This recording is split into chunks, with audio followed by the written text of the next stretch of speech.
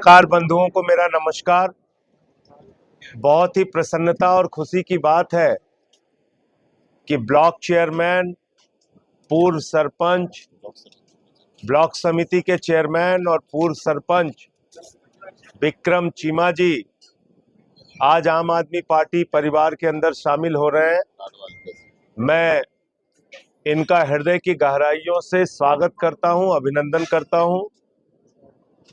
हरियाणा सरकार के पूर्व मंत्री बलबीर सिंह जी सैनी, जो हमारे वरिष्ठ उपाध्यक्ष हैं, वो भी इस प्रेस वार्ता में हमारे साथ हैं। हमारे इस क्षेत्र के लोकप्रिय प्रत्याशी और राज्यसभा में हमारे मित्र सुशील गुप्ता जी, हमारे वरिष्ठ उपाध्यक्ष अनुराग ढांडा जी और हमारे जिले के प्रधान, आज इस प्रेस वार्ता में हम आपसे कुछ बात करने के लिए आए हैं। लोकसभा के भी हमारे प्रधान जी हैं। साथियों, देश एक भयंकर तानाशाही के दौर से गुजर रहा है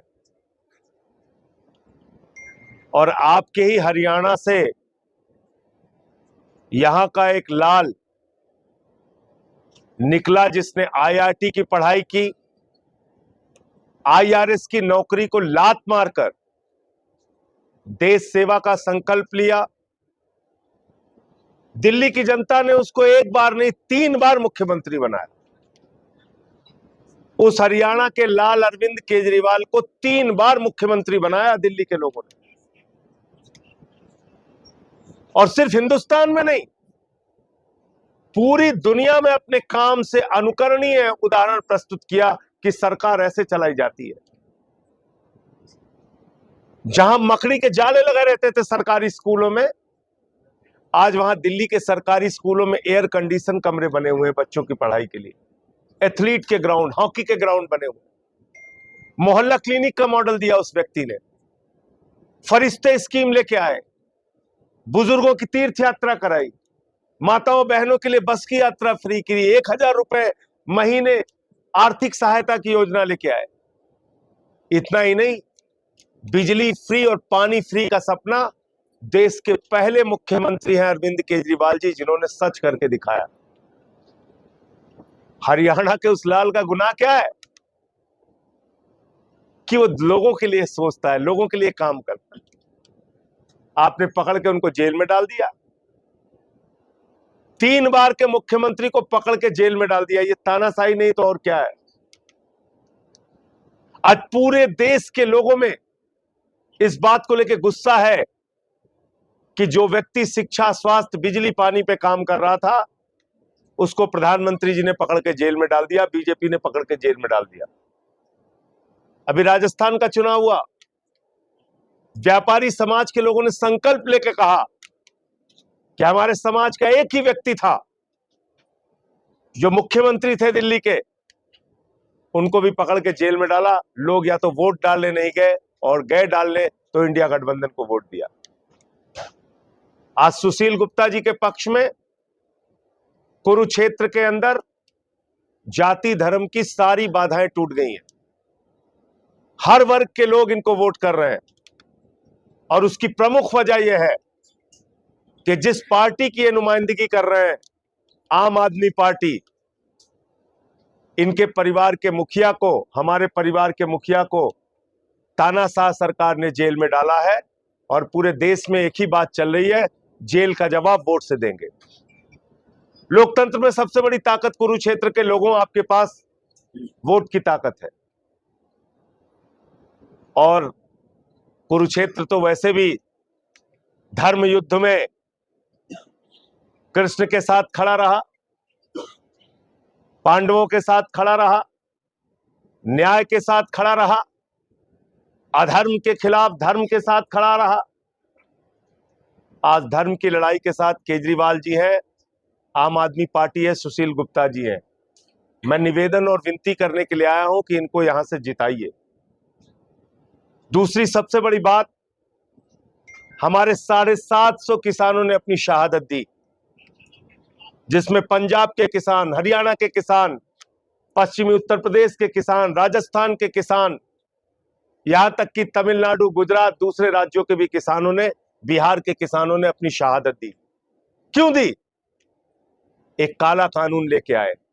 और सुशील गुप्ता जी उस समय हमारे साथ थे। पंजाब के मुख्यमंत्री ने, सुशील गुप्ता जी ने, हम लोगों ने प्रधानमंत्री के सामने विरोध किया था, नारे लगाए थे, वो आज भी होगा मौजूद, देख लीजिएगा आप। तो हमने अपनी जिम्मेदारी को पूरा किया है। आज उन 750 किसानों की शहादत का बदला हरियाणा के लोगों को लेना है। इंडिया के गठबंधन को जिताना है। किसी फर्जी नारे के चक्कर में नहीं पड़ना। हरियाणा के नौजवानों के पीठ में छुरा मारा गया, अग्निवीर योजना लाके। यहां का नौजवान सुबह 4 बजे उठ के परिश्रम करेगा, भारत माता की रक्षा के लिए अपने को तैयार करेगा। सेना में उसको भर्ती नहीं मिलेगी, 4 साल की भर्ती मिलेगी अग्निवीर के नाम पे। बाप नौकरी कर रहा है, बेटा रिटायर हो गया। ये योजना है अग्निवीर। 17 साल में जवान बनो, 21 साल में रिटायर हो जाओ। -45 डिग्री टेम्परेचर में हरियाणा का, पंजाब का जवान, हमारे गरीब के घर के किसान का जवान, वो जाके भारत माता की रक्षा करेगा। +50 डिग्री टेम्परेचर में जैसलमेर में रक्षा करेगा, सियाचिन में रक्षा करेगा। और जिसको क्रिकेट का बल्ला पकड़ना नहीं आता, अमित शाह का बेटा, वो बीसीसीआई का चेयरमैन बनेगा। आज आप नकली बातें करते हैं। चुनाव आता है तो रिपोर्ट कार्ड लेके नहीं जाते प्रधानमंत्री जी। 10 साल में आपने क्या किया वो नहीं बताते। आप ये नहीं बताते कि 2 करोड़ नौकरी का क्या हुआ। 40 रुपए में डीजल बेच रहे थे आप, 50 रुपए में पेट्रोल बेच रहे थे, क्या हुआ उसका? आपने कहा था 400 रुपए का गैस सिलेंडर है, बहुत महंगा है, इसको देख के वोट देने जाना। अब तो 1200 का हो गया सिलेंडर। महंगाई आसमान पे पहुंचा दी आपने। सब्जियां महंगी हुई आपके राज में, सरसों का तेल महंगा हुआ आपके राज में, चीनी महंगी हुई आपके राज में, पेट्रोल महंगा हुआ आपके राज में, डीजल महंगा हुआ आपके राज। आदमी की जिंदगी को नरक बना दिया आपने। नोटबंदी करके पूरे देश को लाइन में खड़ा कर दिया। कोरोना में लोगों की जान जाती रही, आप कहते रहे ताली बजाओ, थाली बजाओ, ताली बजाओ, थाली बजाओ। अभी उसका भी सच सामने आया। इंजेक्शन बनाने वाली, वैक्सीन बनाने वाली कंपनियों से तो आपने चंदा खाया है, लोगों की जान गई है। तो किस मुद्दे पे आप सच साबित हुए प्रधानमंत्री जी? आपने कहा था किसानों की आमदनी दोगुना करेंगे, वो आपने किया नहीं। रोजगार आपने दिया नहीं। महंगाई आपने कम नहीं की। 15 लाख आज भी लोग खोजते हैं, बैंकों में जाके नौजवान पूछता है भैया 15 लाख आया? बोले कौन सा 15 लाख? न काला धन का पता है। रोज जाके लोग पूछते हैं बुलेट ट्रेन कहां से कहां तक चल रही है। सारी चीजों में झूठ। तो मोदी जी की एक ही गारंटी है, झूठ की गारंटी। और दूसरी बात, इलेक्टोरल बॉन्ड का जो भ्रष्टाचार सामने आया है, वो हिंदुस्तान की आजादी के बाद सबसे बड़ा भ्रष्टाचार है। खुलेआम हफ्ता वसूली, खुलेआम भ्रष्टाचार भारतीय जनता पार्टी ने किया है। पहले पैसा लिया, फिर ठेका दिया, पहले पैसा लिया, फिर ठेका दिया, पहले ईडी का छापा मराया, फिर पैसा लिया, पहले सीबीआई का छापा मरवाया, फिर पैसा लिया। तो ये काम किया है। 3,08,000 करोड़ रुपए का ठेका अलग अलग कंपनियों को दिया गया है और उनसे चंदा लिया गया है, रिश्वत ली गई है। चंदा क्या? दिल्ली में तो शराब घोटाला करने वाले शरद रेड्डी से 60 करोड़ रुपए का चंदा लिया बीजेपी वालों ने। इसलिए भ्रष्टाचार के खिलाफ बीजेपी बोलती है तो लगता है ओसामा बिन लादेन और डाकू गब्बर सिंह अहिंसा पे उपदेश दे रहे हैं। पूरे देश के भ्रष्टाचारियों को मोदी वॉशिंग मशीन से धुल के आप साफ कर देते हैं। चाहे अजीत पवार हो, छगन भुजबल हो, हसन मुश्रीफ हो, नारायण राणे हो, अशोक चौहान हो, हेमंत विश्व शर्मा हो, पूरे देश के भ्रष्टाचारियों को अपनी पार्टी में शामिल कर लिया। तो मोदी जी की एक ही गारंटी है, झूठ बोलने की गारंटी। और 400 पार के नारे के चक्कर में बिल्कुल मत फंसिएगा। ये एक जुमला है, इसके अलावा कुछ नहीं। मैं याद दिला के अपनी बात खत्म करूंगा। बंगाल में गए मोदी जी, कहने लगे 200 पार, 200 पार, 200 पार, आई 73 सीट। झारखंड में गए, कहने लगे 65 पार, 65 पार, 65 पार, आई 23 सीट। दिल्ली में आए, कहने लगे 45 पार, 45 पार, 45 पार, आई 8 सीट। कर्नाटक में गए, कहने लगे 130 पार, 130 पार, 130 पार, आई 65 सीट। हरियाणा में आए, कहने लगे 75 पार, 75 पार, 75 पार, आई 40 सीट। महाराष्ट्र में गए, कहने लगे 150 पार, 150 पार, 150 पार, आई 105 सीट। मिजोरम में गए, कहने लगे 21 पार, 21 पार, 21 पार, आई 1 सीट। अब कह रहे 400 पार, 400 पार, 400 पार। जनता कह रही है तड़ी पार, तड़ी पार, तड़ी पार। इनको देश की जनता तड़ी पार करेगी। 300 से ज्यादा सीटें इंडिया गठबंधन की आने जा रही हैं और 4 हमारे प्रमुख वादे हैं जो हरियाणा के लोगों से, कुरुक्षेत्र के लोगों से करने के लिए आया हूं। और ये मैं अरविंद केजरीवाल के भरोसे करने आया हूं। और आप जानते हैं अरविंद केजरीवाल ने जो कह दिया उसको करके दिखाते हैं। वादे से ज्यादा काम हिंदुस्तान में कौन करके दिखाता है? अरविंद केजरीवाल। अपने घोषणा पत्र से ज्यादा काम कौन करके दिखाता है? अरविंद केजरीवाल। उन्होंने संदेशा भेजा है, कुरुक्षेत्र के लोगों से कहने आया हूं, जिस दिन इंडिया गठबंधन की सरकार बनेगी पूरे देश में 200 यूनिट बिजली फ्री होगी। पूरे देश में 200 यूनिट बिजली फ्री होगी। अरविंद केजरीवाल का वादा है नौजवानों को रोजगार देंगे। जब तक रोजगार नहीं मिलता 1000 रुपए बेरोजगारी भत्ता नौजवानों को दिया जाएगा। माताओं बहनों के लिए 1000 रुपए प्रतिमाह की आर्थिक सहायता दी जाएगी। किसानों को आज किसान सम्मान निधि के नाम पर बेवकूफ बनाने का काम किया जाता है। 1000 रुपए आर्थिक सहायता किसानों को प्रतिमाह दी जाएगी। ये 4 प्रमुख बातें हैं जो हम देश के लोगों तक पहुंचाने का काम कर रहे हैं। और इंडिया गठबंधन की सरकार बनेगी तो केजरीवाल जी इन वादों को पूरा कराने का काम करेंगे। अच्छी शिक्षा, अच्छा स्वास्थ्य और किसानों को एमएसपी, ये सारी बातें हैं जो हम जनता से गारंटी के तौर पर कह रहे हैं। एमएसपी स्वामीनाथन आयोग के मुताबिक, यानी कि फसल के दाम पर 50% मुनाफा, ये हमारा संकल्प है जिसको हम लोग पूरा करेंगे। मुझे इतनी बात कहनी थी। आपका कोई प्रश्न हो तो आप पूछ सकते हैं।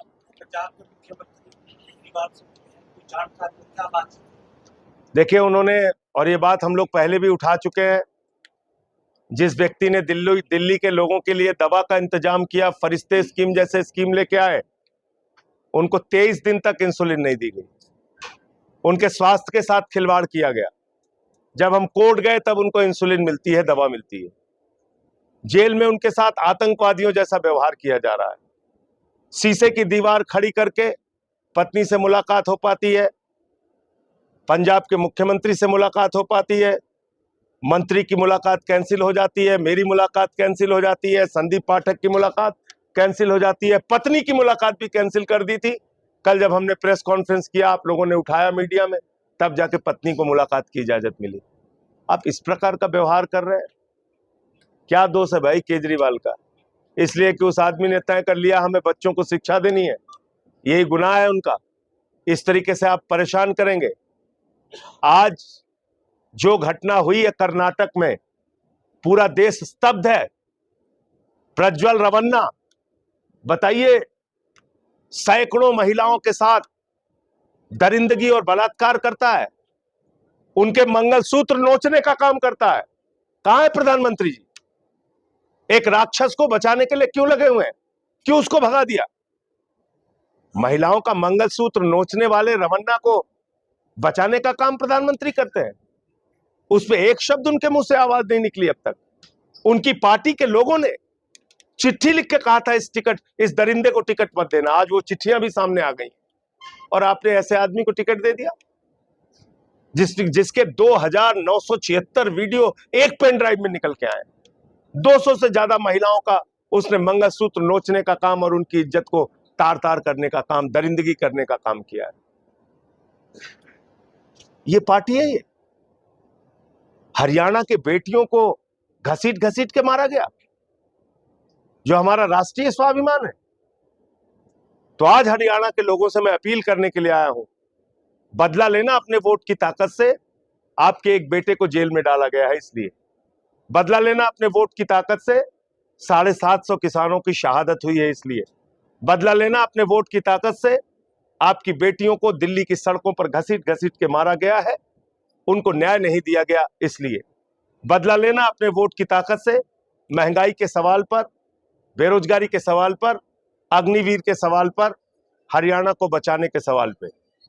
और मैं फिर दोहरा रहा हूं, इंडिया गठबंधन 300 से ज्यादा सीटें जीतने जा रही है और मोदी जी के नेतृत्व में बीजेपी चुनाव बुरी तरीके से हारने जा रही है। कोविशील्ड के नतीजे अब आए हैं, उसके अंदर दिखाया गया कि किस तरह से अब कितना असर कर रही है वो, जिस तरह से हार्ट अटैक हो रहा है, रिपोर्ट चल रहे हैं, आज ही बकायदा आंकड़े। देखिए, ये बहुत चौंकाने वाला सच है, मैंने भी वो खबर पढ़ी। आप बताइए, 30 साल, 32 साल, 25 साल का नौजवान चल रहा है, रास्ते में गिर जाता है, खत्म हो जाता है। डांस कर रहा है, शादी में खत्म हो जाता है। एक्सरसाइज कर रहा है, खत्म हो जाता है। ये एक घटना नहीं, अनेक घटनाएं हुई ना पूरे देश भर में। यूनियन कार्बाइड से भोपाल गैस में जिन लोगों की मौत हुई थी, आज तक उनके परिवारों का खर्चा वो कंपनी उठा रही है।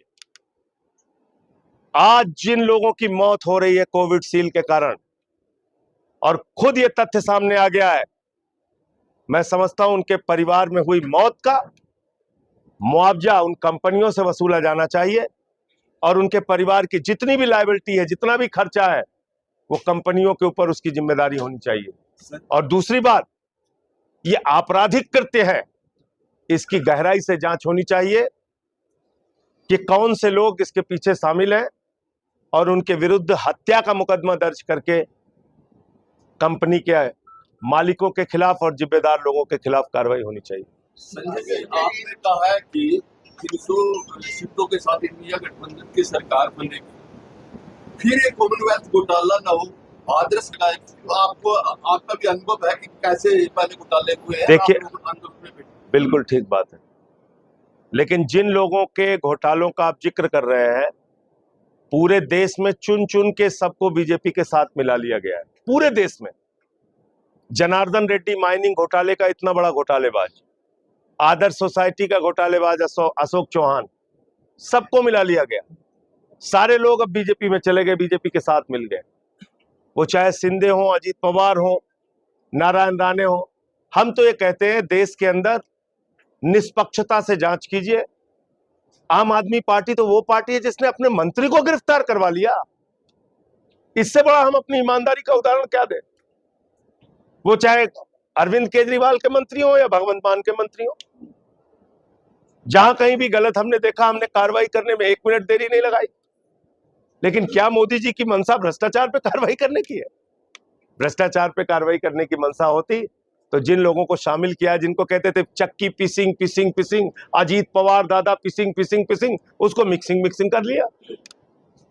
तो इसलिए आम आदमी पार्टी प्रतिबद्ध है, हम लोग ईमानदारी से काम करते हैं और करते रहेंगे। हरियाणा में गठबंधन, चंडीगढ़ में, और कोयला घोटाले की जहां तक बात है, तो आपके यहाँ तो दे ही रखा टिकट।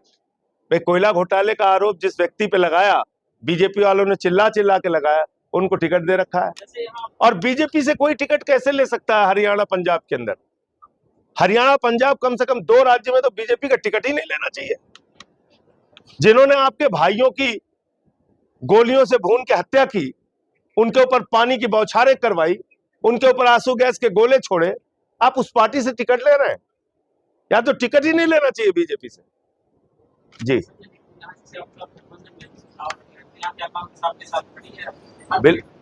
बिल्कुल खड़ी है। और अभी नामांकन के दिन भी जो कांग्रेस पार्टी के पूर्व मुख्यमंत्री हैं और उनके अध्यक्ष, दोनों सुशील गुप्ता जी के साथ रहेंगे, हुड्डा साहब और आज प्रेस कॉन्फ्रेंस है, इंडिया गठबंधन के उम्मीदवार है सुशील गुप्ता जी, लेकिन कहीं कांग्रेस का कोई पोस्टर नहीं है, बैनर नहीं है, कोई उनका आदमी नहीं है, कोई उनका यहाँ पे ऐसा नजर नहीं आ रहा कि कांग्रेस आपके साथ। जब भी उनके नेता हमारे कार्यक्रमों में शामिल होंगे, हम इस्तेमाल करेंगे उनके उनके उनके मैंने बताया तो नामांकन में आएंगे ना। चार गारंटी की बात है, आम आदमी पार्टी 4 गारंटी देगी चुनाव, लेकिन सवाल उठता है कि इंडिया गठबंधन का प्रधानमंत्री का कैंडिडेट कौन है? दूसरा इसी से बड़ा सवाल है कि आप लोगों में जितनी पार्टियों का गठबंधन है, सबके घोषणा पत्र अलग अलग है। देखिए, पहली बात तो आपका सबसे महत्वपूर्ण सवाल था कि इंडिया गठबंधन का प्रधानमंत्री कौन होगा। मैं आपको दावे के साथ कह सकता हूं, सर्वसम्मति से इंडिया गठबंधन का प्रधानमंत्री बनेगा, उसमें कोई समस्या नहीं आएगी। लेकिन जो भी प्रधानमंत्री बनेगा, वो ना तो नाली के गैस से चाय बनवाएगा और ना ही कोरोना ताली बजा के और थाली बजा के ठीक करेगा। मैं इतना आपको विश्वास दिलाता हूं, एक सुयोग्य व्यक्ति भारत का प्रधानमंत्री बनेगा। दूसरा जो अलग अलग घोषणा पत्र अलग अलग घोषणा पत्र और क्या पार्टियां जारी करती हैं, लेकिन उन पार्टियों की जो प्राथमिकताएं होती हैं, आपको याद होगा सुनीता केजरीवाल जी ने केजरीवाल जी का संदेश इंडिया गठबंधन के नेताओं के सामने रामलीला के मैदान में पढ़ा था और उनसे सहमति हासिल की थी। तो एक औपचारिक तौर पे उसकी घोषणा जब होनी होगी सरकार बनने के बाद उसको जल्द कराएंगे, लेकिन एक सहमति लोगों के बीच में हम लोगों ने इस मुद्दे पर बनाने का प्रयास किया है। निश्चित रूप से वो तो एक निश्चित कार्यक्रम तो सामने रखना ही पड़ेगा। पंजाब के गठबंधन को लेके बताएं, तो पंजाब में गठबंधन क्यों बार-बार? हम पंजाब में बीजेपी को स्पेस क्यों देंगे? जहां बीजेपी है ही नहीं है, जहां बीजेपी नहीं है वहां हम बीजेपी को क्यों जिंदा करें? इसलिए वहां हम लड़ रहे हैं आपस में। आपका कोई प्रश्न छूट गया था जी। सभा चुनाव है, अभी इस पे कंसंट्रेट करते हैं। विधानसभा का चुनाव आएगा तो उस समय उचित फैसला हम लोग लेंगे। देखिए, शराब घोटाला उस राज्य में हुआ जहां 27 साल से शराब बंदी है, गुजरात, और 100 लोगों की जान चली गई। जिस राज्य में शराब बंदी है वहां नकली शराब से 100 लोगों की जान गई। मैंने पार्लियामेंट में सवाल उठाया था, मुझे सस्पेंड करके बाहर कर दिया। आपका राज्य भी है जहां पे एक बार शराब बंदी हुई थी और अब इन्होंने सारे कीर्तिमान पार कर दिए। शराब के मामले में हरियाणा ने 52 लोगों की तो जान गई, इसके अलावा सारे कीर्तिमान पार कर दिए। मैंने तो बताया था जिलेवार की कितने ठेके किस जिले के अंदर है। शराब घोटाला दिल्ली में आपने देखा ही होगा, 60 करोड़ रुपए किंगपिन, जिसको ईडी ने बताया, हमने नहीं। शरद रेड्डी को कहा किंगपिन है, मुख्य घोटालेबाज है, उससे 60 करोड़ का खुला चंदा बीजेपी ने लिया है, रिश्वत ली है। तो अगर मुख्यमंत्री जी कह रहे हैं जांच कराएंगे तो कार्रवाई करके दिखाएं, सारी ताकत इनके पास है। डबल इंजन की सरकार है यहाँ तो। देखिए, एसआईटी जो है वो एक ठंडा बस्ता योजना है।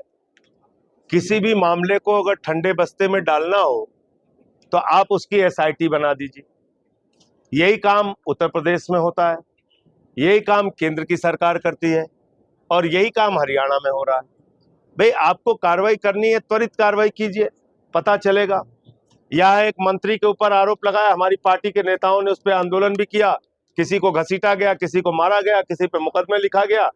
मंत्री पे कार्रवाई आप नहीं करते, जबकि लोगों ने सामने आके यौन उत्पीड़न का आरोप लगाया, खिलाड़ी ने आरोप लगाया, नहीं किया कार्रवाई आपने।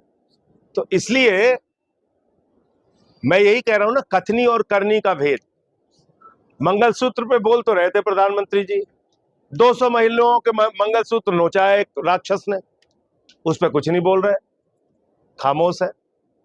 याद रखिए, और मैं कोई हवा में बात नहीं कर रहा हूं, जिम्मेदारी से कह रहा हूं। गलती से अगर बीजेपी जीत गई, देश का ये अंतिम चुनाव होगा। चुनाव खत्म होगा नंबर 1, आरक्षण खत्म होगा नंबर 2, संविधान खत्म होगा नंबर 3। और ये प्रामाणिक तौर पे मैं कह रहा हूं, 1 मिनट में सुनिएगा।